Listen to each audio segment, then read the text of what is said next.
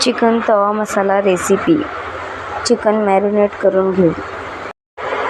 आलं लसूण पेस्ट, हळद, मीठ, तिखट, गरम मसाला घालून चांगलं मिक्स करून घेऊ.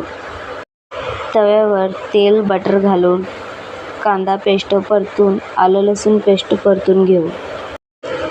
पेस्ट परतून झाल्यावर पावडर मसाले घालून चांगलं परतून घेऊ. पावडर मसाले परतून झाल्यावर टोमॅटो प्युरी घालून चांगलं शिजवून घेऊ. त्यातच टोमॅटो प्युरी शिजल्यावर मॅरिनेट केलेला चिकन घालून चांगलं मिक्स करून घेऊ. चवीनुसार मीठ घालून चांगलं मिक्स करून घेऊ.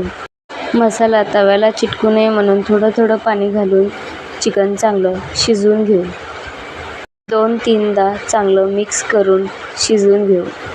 वरून कोथिंबीर घालून घेऊ. रेसिपी आवडल्यास चॅनलला लाईक, शेअर, सबस्क्राईब करा.